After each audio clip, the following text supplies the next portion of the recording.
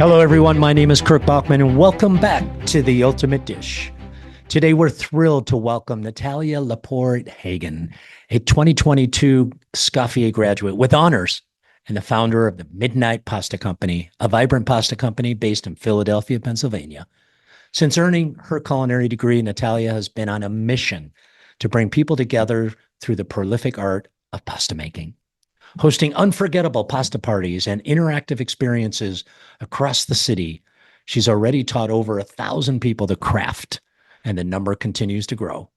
Natalia's culinary journey is deeply rooted in family tradition.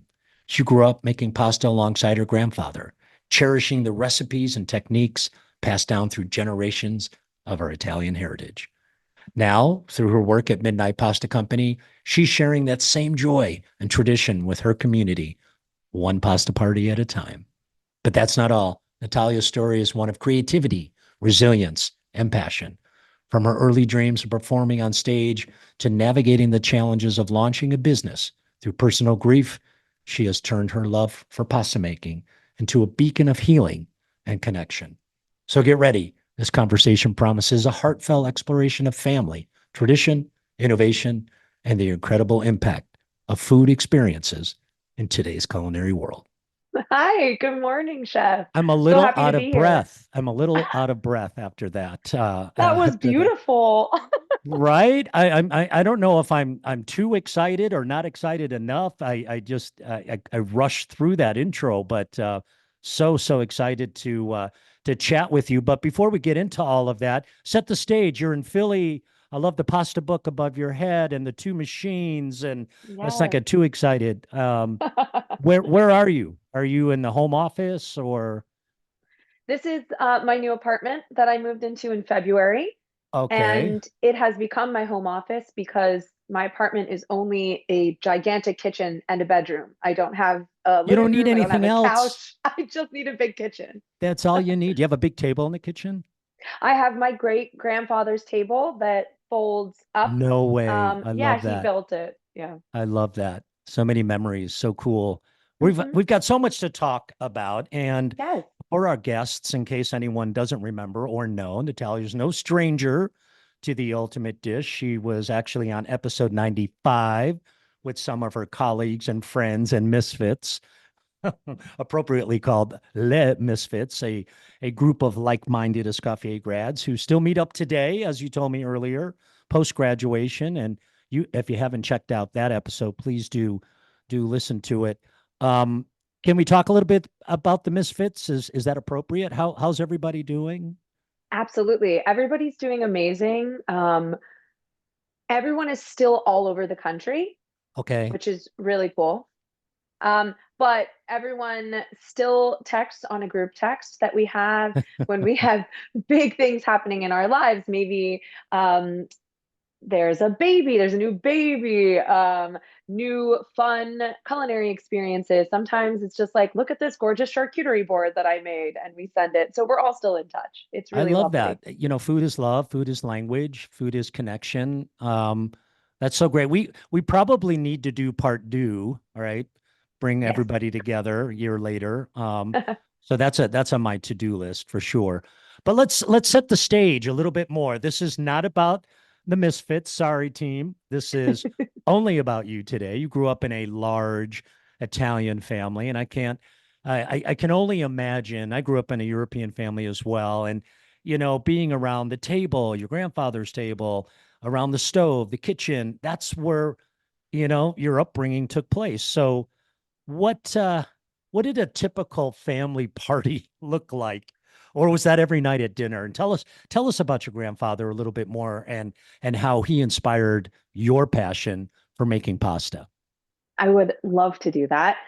My company, Midnight Pasta, is based solely around the way that my family parties and the way that they host and they experience food together. And they know Uh, you call them partiers, right? I hope they know oh, that, right? Okay. All right. They're oh good with yeah. that.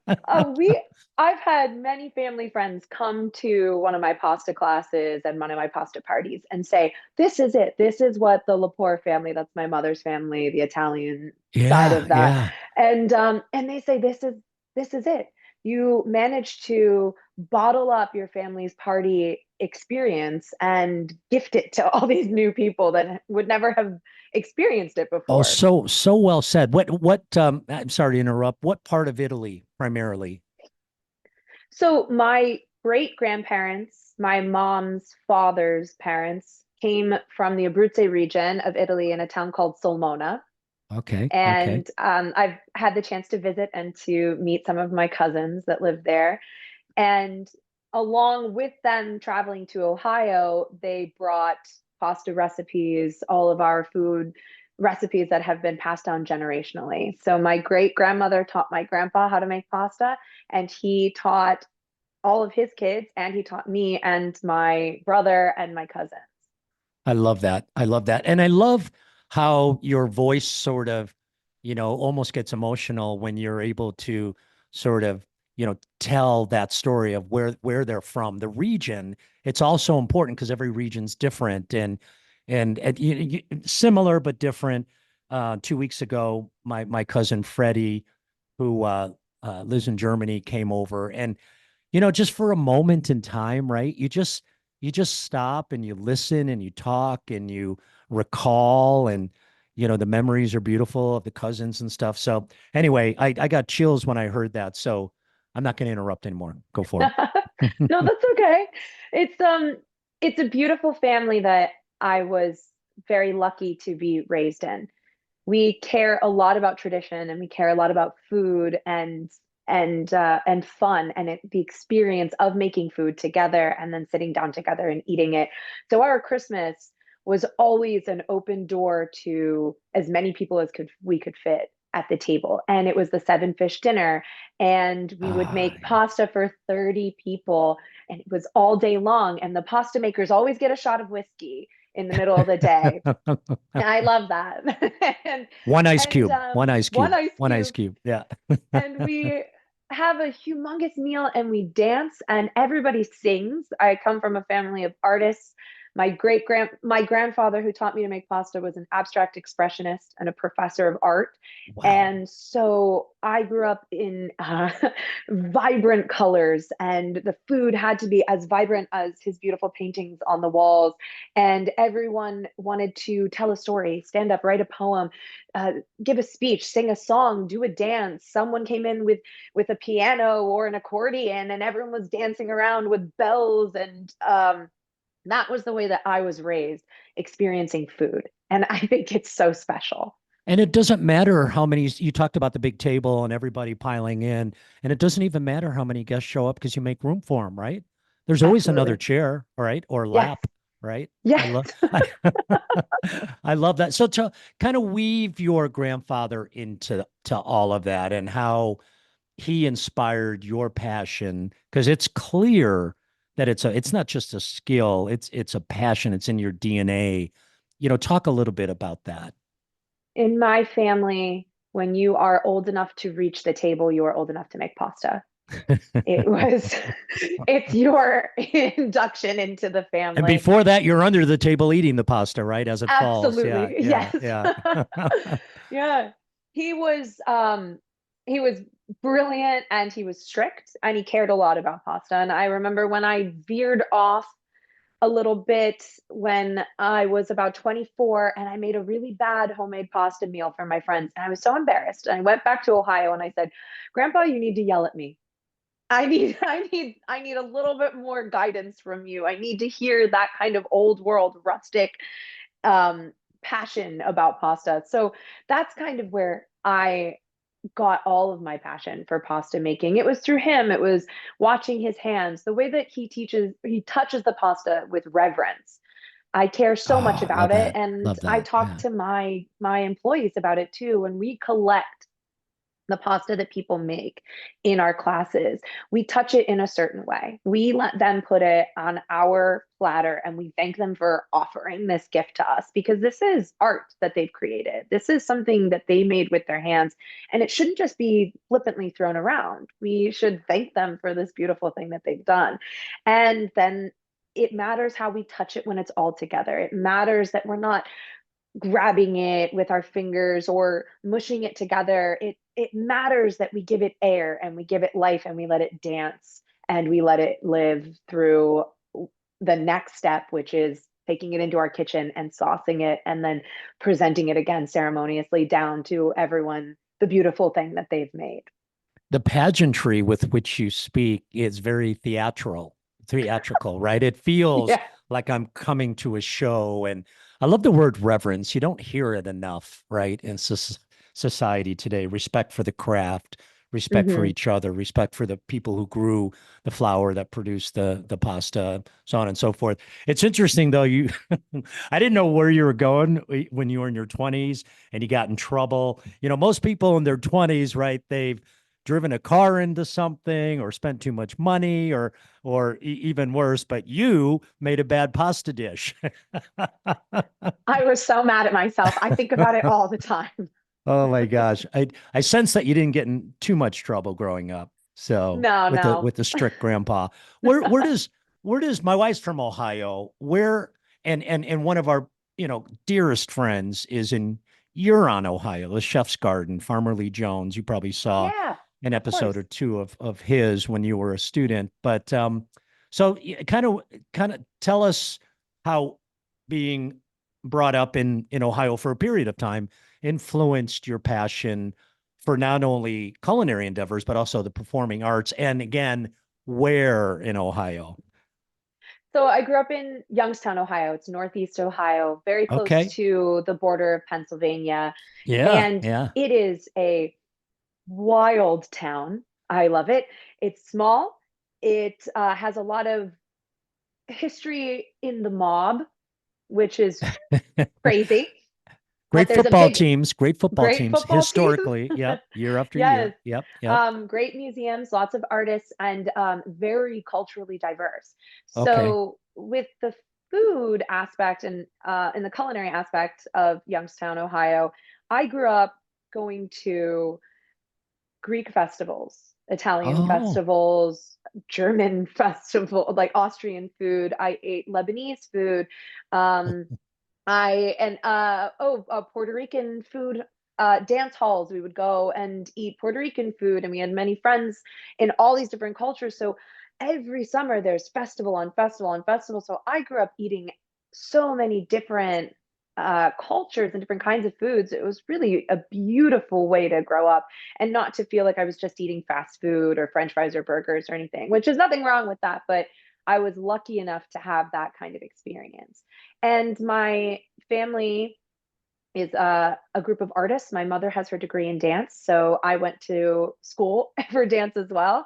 And I started at 4 years old in a classical ballet school, prepping for a career on Broadway, which I had for 10 years, touring the country with performing Broadway shows as a dancer, singer, and actress.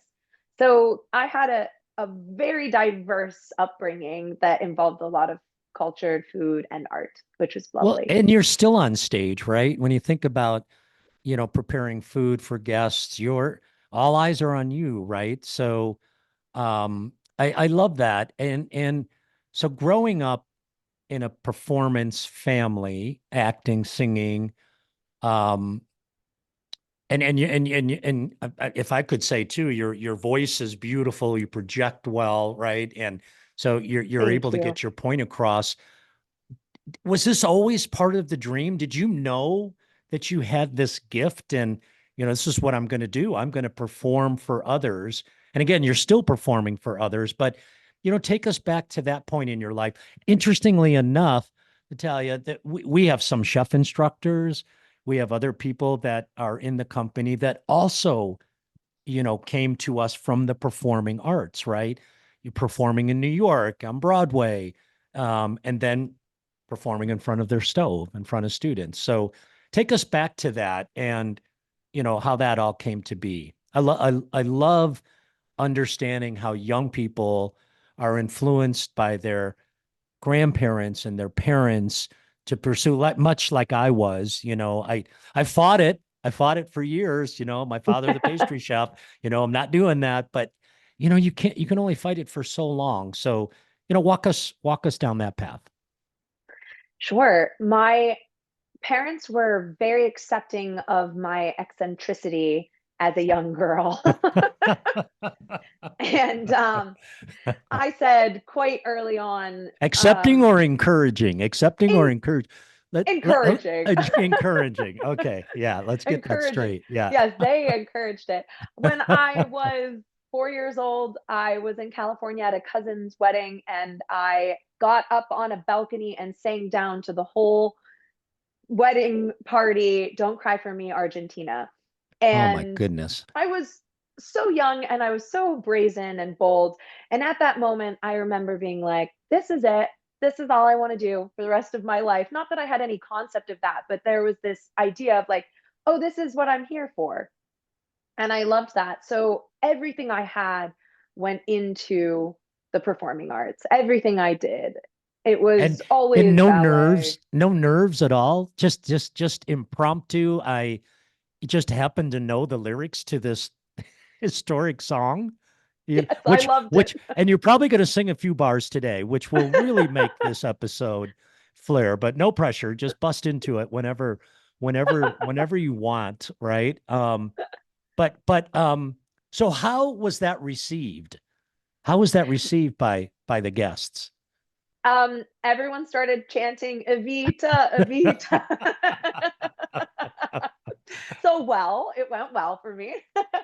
My parents, as well as being artists, and my dad drove trains for 40 years. He was also a state representative and state senator for 35 years. And then my mother was an artist, worked for the university in the performing arts department, and then she ran for my father's seat. So she was a politician as well, state representative. So I grew up in again, very diverse family.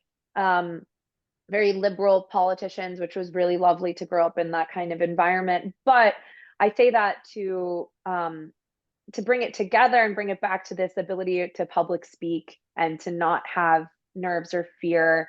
I was sitting next to the mayor when I was a little girl and had to hold my own. And my dad taught us to look someone in the eye and to shake their hand and say our name. And I think that that created in me this confidence to not be afraid to stand in the room with anybody, could be anyone, and I wouldn't be nervous about it. So at the same time, I could perform on stage for thousands of people and not have those butterflies and nerves.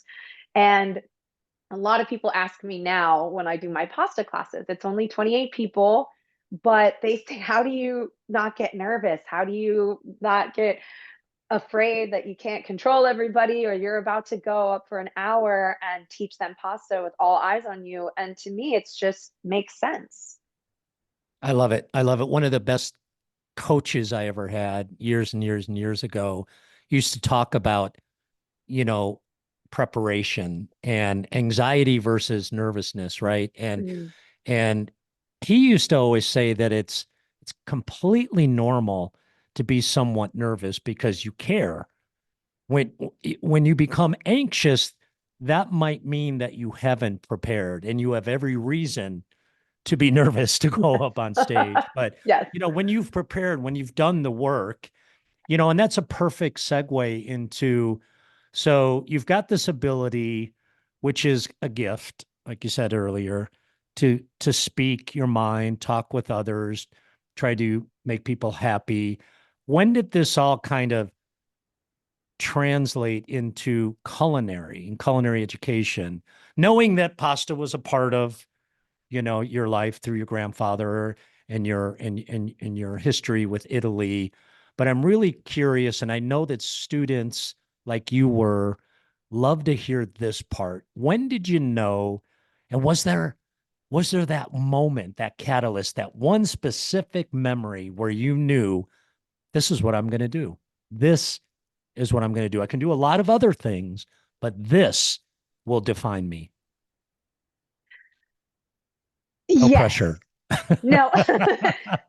There I feel like there were many different moments. And I'm not sure if there was one specific where I said this is where I'm moving from one life to another. It kind of all mixed together. But for me to decide to go to culinary school was during the pandemic because the theater world was obsolete, was gone. We couldn't all gather into a big communal room any longer. So I was in lockdown with my brother and my late husband in Queens, and I just started making pasta because we were scared. And I couldn't stop making pasta. And it started out with me rolling it out with a wine bottle because in my apartment I didn't have a rolling pin. I didn't have my pasta machine. So I went back to the ways that I would do this, how I knew how to do it. And I called my grandpa and then I started filming it and I started putting it on my Instagram. And all of a sudden, all my friends from Ohio were like, oh, this is bringing me joy. This is scary, a very scary time. And this is bringing me some joy to watch you and your partner and your brother laughing. And we would take shots and we would put funny music and drink wine. And I started cooking and making more and more things happen. And then I started loving it more and more. And then I called my grandpa and he started giving me stories about different kinds of pastas his mom would make that my mom didn't know about. And he would go back to his childhood and start rattling off gnocchi recipes. And I would be like furiously writing them down and trying those. And then I started going crazier and crazier into this love. And then one day I posted a video and my cutting board was sliding around. And a girl said to me, you know, you should just put a wet towel under your cutting board and it won't slide around. And I got so embarrassed. And I said, okay, that's it. I'm going to culinary school.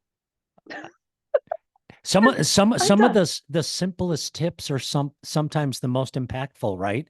Just the simplest little thing. Yeah. Take us, um, this storytelling around theater and acting and singing and performing, and then cooking, pasta making. We have to talk about New York for a bit. Not far from where you are, but a big part of where you are. So can you talk a little bit about what motivated that move? And I can't remember, is that before the pandemic? Are you in New York then during the Yeah. pandemic? Okay. I was Okay. in New York for the whole pandemic. Okay. And then and I went through most of Escoffier through New York. When you were But in New York. Okay. All right. yeah, but we had a house here in Philadelphia that we were renovating at the same time. So that's why I really, really loved going to Escoffier because I could take my knife kit with me back and forth from Philadelphia to New York, and I could do my lessons anywhere that I was. But New York was very influential for me. I mean, the food scene, obviously, it's humongous. And I loved that I got to do my externship in New York City because I got to be the pasta maker at Lupa, which is Joe Bastianich's restaurant. Yeah. Yeah. Yeah. Yes. What was your, just to kind of move forward a little bit with the education piece, um, can you talk a little bit about the experience? Not so much the pandemic, which was really, really, really important, but that you found this place where you could, like you say, you bring your knives back and forth, where you could practice what you wanted to learn, whether it was putting a wet rag under your cutting board or sanitary practices or Knife even skills. knife skills, pasta making, whatever it is.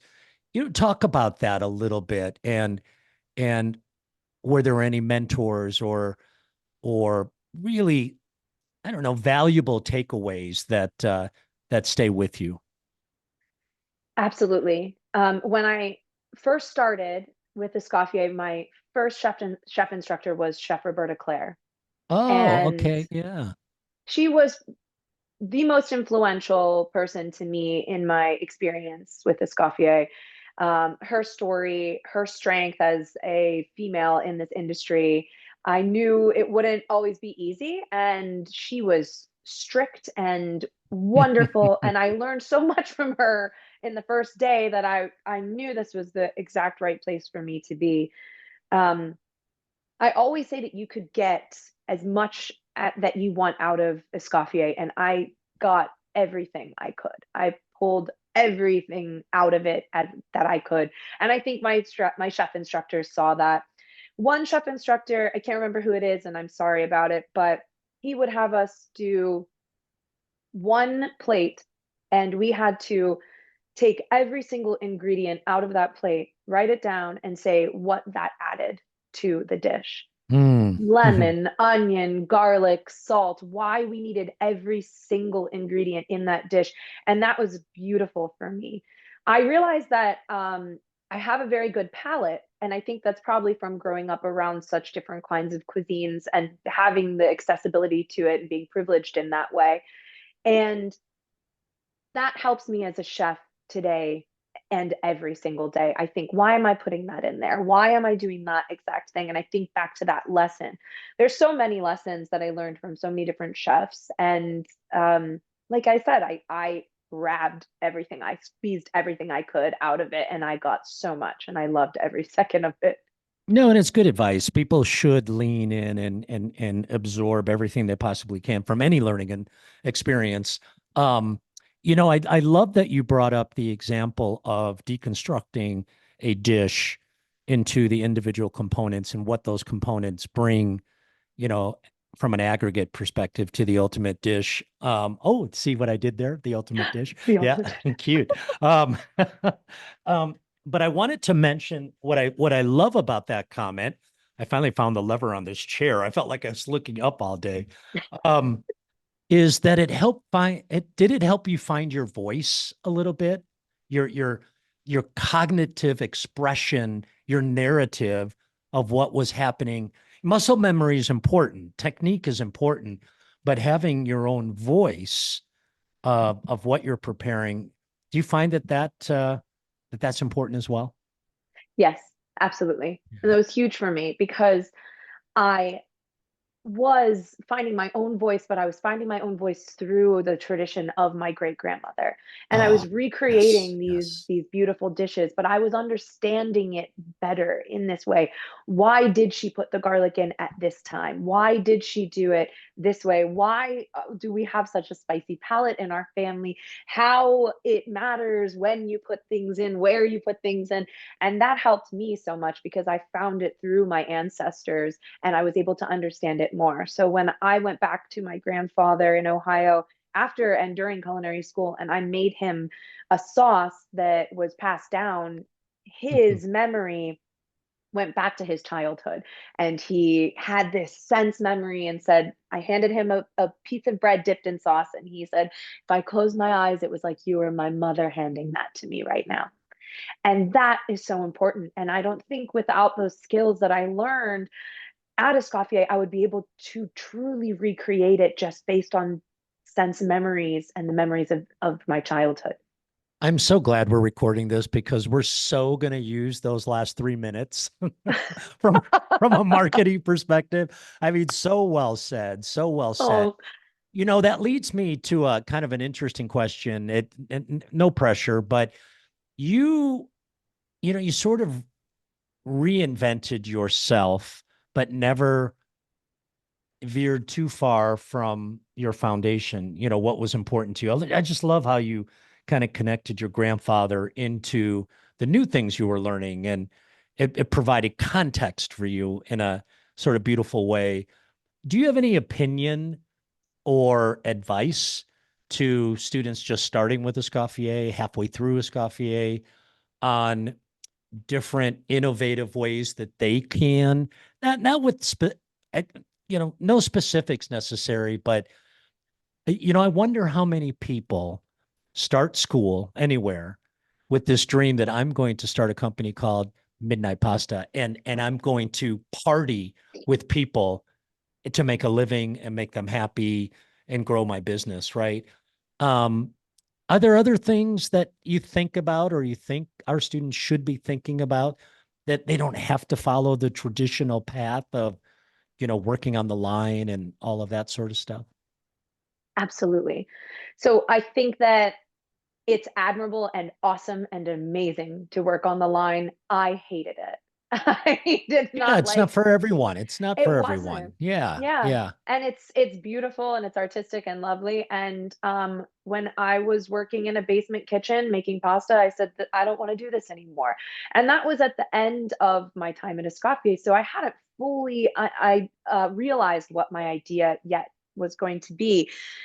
there are so many things to do with food and to do with a culinary degree. And I found this, it kind of fell into who I was by bringing in my family, my theater experience, my food experience, and creating something for myself. But I think that's my advice. You can create anything for yourself. There's always going to be a market for you if you truly believe in it. And I found a little piece and a little part of the market in Philadelphia that was missing and people really want. They really want experiences. So I started creating experiences. But I work out of a commercial commissary kitchen with 40 other chefs that all have different food experiences and food innovations. Some people are private chefs. Some people, a lot of people have pop ups. They have food trucks. They have cake decorating classes. They teach classes. They go into people's homes. They do Uber Eats from their kitchens. There's so many things that you can do that don't involve that kind of traditional. I'm going to culinary school. I'm working on the line, working my way up until I own a restaurant and become the head chef or executive chef of said restaurant. Um, there are countless possibilities. And I think that I fell into mine because I just truly believed in what I'm doing and do believe in what I'm doing and love it and have so much passion for it. And I think that anyone can just find exactly what they want if they follow their passions.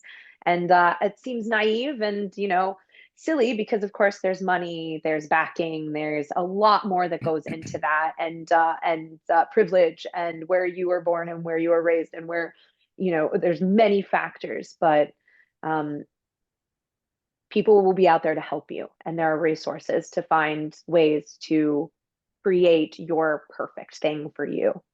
That's such great advice. Really, really, really was. It gets me excited. Everyone's different. For me, there was nothing back in the day, long time ago. I love the line. I did not, I didn't have the attention span for mise en place. I didn't want to stand there all day long and prep. I loved, a bunch of tickets. I love being in the weeds. I love communicating Yeah, with the servers. I like taking dinners out to the dining room myself. Everybody's different. yeah, Everybody's different. And I didn't mind clean up, to be honest. I did not mind yeah. clean up. So it all kind of worked out. But That you know does. what? Let's talk about a celebration of food and resilience. Let's talk about Midnight Pasta. Um, this is your company. You started to Mhm. talk about it a little bit. You started after you graduated. I'm on your Instagram account, and can I just say, it's when you look at an account a lot, it pops up, right? It's just AI, however they do that, right? So I see your content a lot, and what I think I love the most is it just kind of makes me smile, right? It looks fun, it looks carefree, it looks silly, um, and it's celebration, right? Friends, family, um, loved ones. So what inspired the concept? This is where students are really going to take notes. Where does this come from? And if it's a story you can't tell, Midnight Pasta, that's okay too. That's okay too. But what inspired the name, the concept, and and and the club, the club? How do I, Yeah, how do you get into the club? Well, I know, but I want you to tell everybody else. wonderful. The name is actually based on a family tradition of eating pasta at midnight around my aunt's kitchen table. Um, like I said, we're partiers, we're drinkers, we eat a lot. We want to dance until the sun comes up, and we will. But we need to eat again at midnight, and that's where everyone comes together, sits down at the table. And my aunt in New York City would text everybody when I was living in New York with her. And she said, all right, everyone, no matter where you are, we're having midnight pasta on the table at midnight. And I'd come home from a Broadway show, or my brother would come home from a rave, or my cousin would come from something, and everyone would come and meet together and eat pasta around the table. So it was these few nights that really just flipped into this like idea of this whole family tradition of all of us sharing this experience together around the table. So that's the name. And the experience itself is a real combination of theater and food. And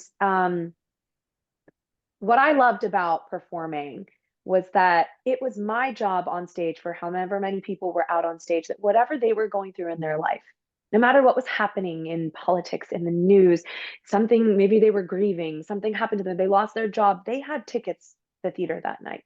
And it was Hmm. my job to take them out of all of that and to bring them into a world. So for 2 hours, they could sit and be carefree and they could enjoy a different experience or a different world or a celebration. Maybe something beautiful is happening in their life and they wanted to celebrate. And so I want to do that with my company. And that's what we do with Midnight Pasta. No matter what happens, you leave it at the door. And when you walk in for 2 hours, you are in a different world. You are in a what I call a 1950s American Italian dreamland. Like we have the music going, we have everyone smiling. It's a performance. You're meeting new people. I'm reading you and figuring out how to make you feel comfortable in that moment. And by the end of the night, you're in a whole different place. And that's really important to me. So that was the way that I really combined theater and food into this food experience. No, well said. And I was actually just going to ask what the typical experience feels like. Um, and so you eloquently, summarize that. I'm wondering what I started thinking about as I was listening to you is, again, in your opinion, Natalia, why are food experiences, keyword experiences, so more important today, so integral today, um, for the general food scene? Why is it that people want an experience like that versus just satisfying a need to sustain life, right? Yeah. People just a lot of people just eat because they have to stay alive, but people are looking for an experience, aren't they? They're looking for something out of the ordinary, and to do it Yeah. at midnight is not easy, right? Well, we don't always do it at Okay. midnight. Don't worry. The classes are from 6 to 8 Okay. p.m. Okay. I was already jotting down like, how am I gonna? I'm gonna go to bed at like 6, wake up at 10. Okay, I No, got you. don't worry. We Okay. do have a few. I am doing a an actual midnight dinner with a very cool social club here in Philadelphia called Polizzi Social Club, and that's actually at midnight. But our classes are in the middle of the day, so you don't have to worry. No, I love it. I just even the idea that it might be later at night is, European cultures tend to, as you know, dine and party much, much later Yes. because they sleep in the afternoon Yeah. than Americans do, right? But you know, um, I'm not ashamed to say that, our entire team has been following you, for a long time on social media. Um, and we recognize too, Natalia, and appreciate that it's not easy to get to where you are today. Um, each season, comes with its own set of challenges. But for you, I know that you've really had to conquer a lot. And if you're comfortable today chatting with me, um, and sharing a little bit of you mentioned your husband earlier, it would be wonderful if you can share how you managed to build your business, your company, rebuild your life through grief. And we know that loss can change the way we interpret passion and purpose. And I'm curious if your love for pasta making became your love for food and food experiences became this source of healing and strength during a very, very difficult time in your life. Yes, absolutely. Um, yeah, I lost my husband last year, suddenly, tragically. And I was supposed to start my first pasta class 2 weeks later. Obviously, I didn't do that, and I left Philadelphia and I thought, I'll never make pasta again. I'll never cook again. I'll never survive this at all. But the food community in Philadelphia called, literally people in the community called me while I was in Ohio and said, come back, we're here for you, Just come back. We're going to do this. And it was really beautiful. And so I came back and I started really doing these classes. And I was, and still am grieving. I will grieve for the rest of my life. Um, but it became, to do these classes and to bring people joy became my source of joy. And through my grief, I put everything, every ounce of me into my company. And we blew up very quickly. And a lot of people said, how did that happen? And I honestly just say it was my grief. I just could have laid in bed all day, and I did for about 2 months. And then I picked myself up and I put everything into it because Sean was his name. Loved midnight pasta. He loved the idea. He loved when I made him pasta. I started my company by just selling pasta out of a fish store in Philly, and he was there through all of it. He helped me sell at farmers markets. He did it all. So I wanted to do this to honor him, to honor myself, the new version of myself that I Mm. became after I lost him. I also I never want I want to be respectful of him. I never want it to become my story, and he'll never be a selling point for a ticket, or to a class, or he'll never be this idea that I share with people to make people feel bad for me to come and support a grieving widow. So I don't tell that story all the time. But to not say that he is a main reason that I am where I am today is a disservice to our love and to him and to his part in Midnight Pasta. And we have an executive chef in my company who runs the kitchen while I'm teaching the pasta classes, and she was his best friend and was his maid of honor at our wedding. So we do a toast to him in every class. We Oh, yeah, don't do a class without saying his name privately in the back, but sure. it's for him as much as it is for us. And we carry on the tradition for us and for him at the same time. Um, so life through grieving and creating a company through my grief has been very challenging, interesting, beautiful, because it's a way to remember him as well. And wild to watch how putting everything into something because you really don't have anything left to lose can somehow turn into something that's blossomed so lovely. Beautifully said. Thank you for sharing that with us. Yeah. Really appreciate that.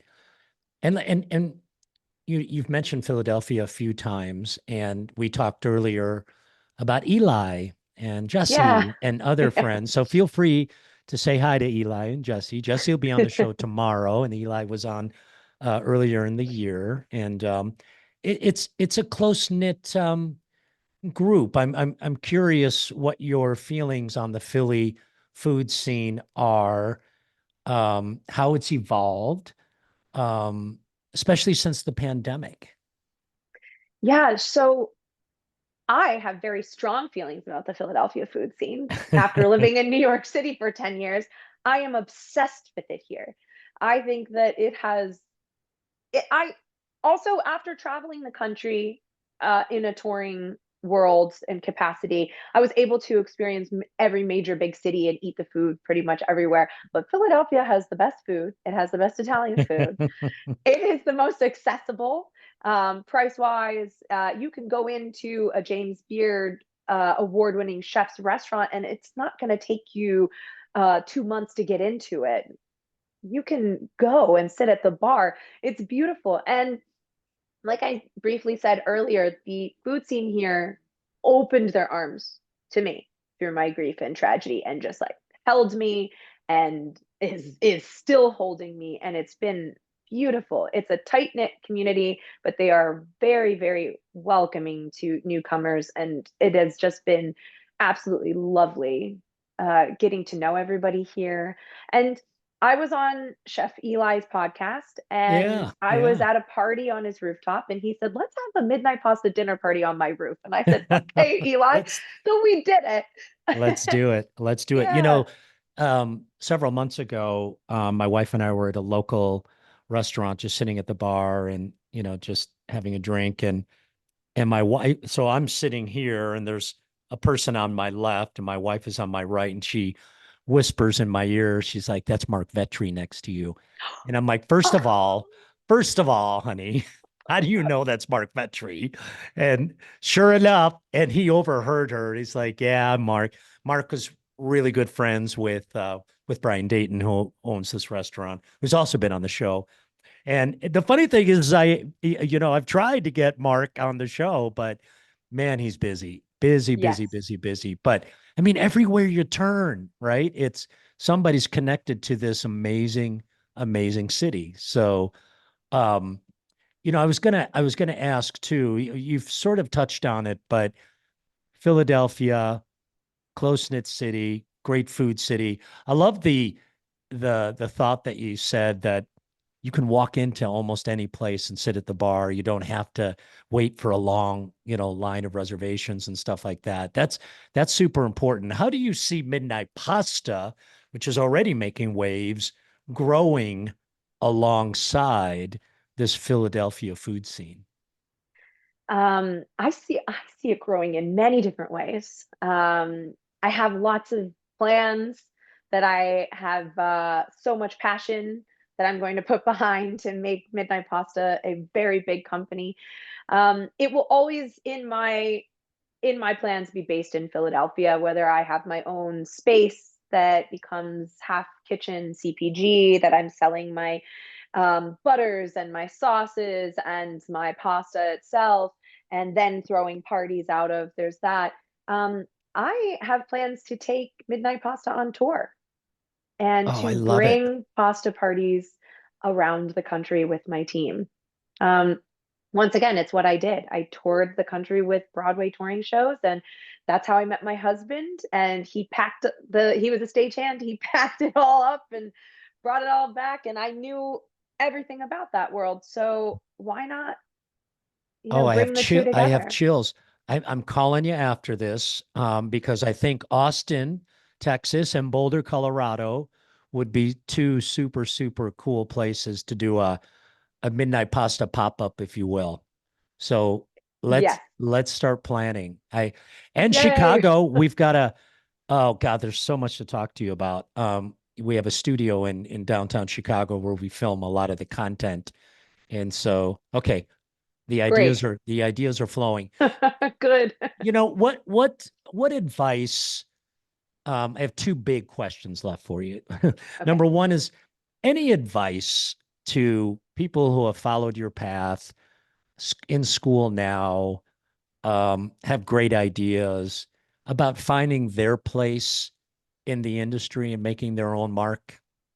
And it's a tough question, right? Because everyone's different, but Yeah. what advice would you give if you're the mentor to someone who's looking up to you and saying, I want to do what she did? Find what makes you the most passionate. Do exactly that thing and find a Yeah. way to get paid for it. Find a way. She's a businesswoman on top of it. I love it. I love it. Find a Yeah. way. But if you're not doing what you love every single day, through my grief, I have realized life is so fragile. Yeah. And Yeah. what is the point if you of living this one beautiful life? No one knows whatever happens after. But what is the point if you're not making yourself happy every single day? So find a way to put everything into that idea to make yourself happy and to make a life a sustainable life, whether it's just for you, for children, for your family, whatever it may be. Put everything you have into it. And some days you're not going to sleep. I do a lot of 14-hour days, and chef, I know you know that that's the normal Yeah. life. Yeah. Yeah. And it won't be like that forever, but really just focus on that passion and that end goal and just put everything you have into it. And They say, I dream about pasta while I'm asleep. I'm never ending. right, right. I mean, they say that sleep is really, really important to you, but I'm always so afraid I'm going to miss something, right? So it's like, oh, I got to sleep for a couple of hours, you know? No, Yeah. really, really, really great advice. Really simple, but genuine advice, and I appreciate that, and I know that our listeners will love that. Before I let you go, and Hmm. thanks for all of your patience today with some of our internet glitches, but we're rocking and rolling. No glitches for the last hour at all. But Yeah. you know, the name of the show, as you know, is The Ultimate Dish, and I can't let you go. I think I know where you're going to go with this, but what is, Natalia, what is the ultimate dish?